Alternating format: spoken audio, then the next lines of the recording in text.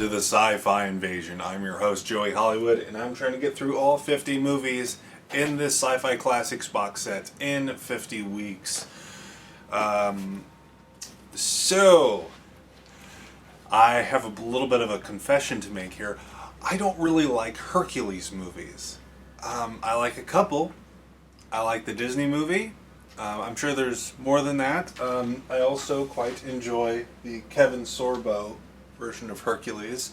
But that comes with a caveat that I don't like the Hercules movies that Kevin Sorbo is in. I don't hate them. I think they're definitely better than some of the stuff I'll be talking about for the next few weeks.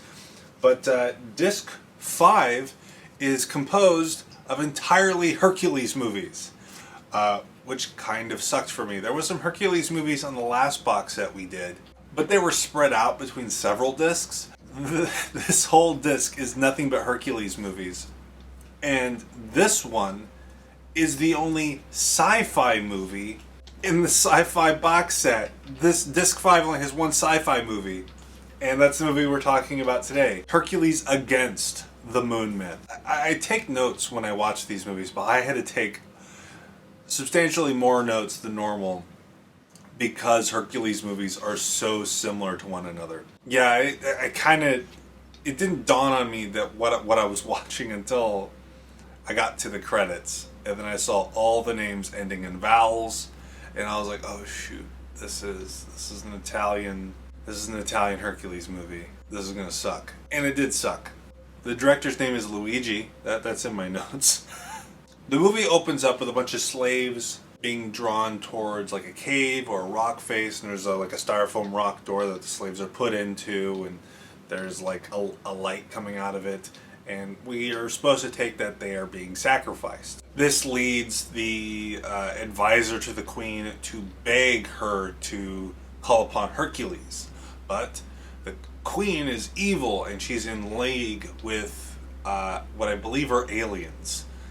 And so the advisor secretly meets up with Hercules to help these people. And the aliens look really, really funny. They have like these like weird, like almost skull-like masks, and it looks like the way they're making the aliens talk is if they're just pushing their tongue against like some fabric to make it look like they're talking. As with most of these movies, there's usually like a lovebird subplot, and these two are separated, and it's up to Hercules to save them. There's also like rock people in this movie, and they're a lot of fun. I liked them the most out of everything. They kind of look like Gumby.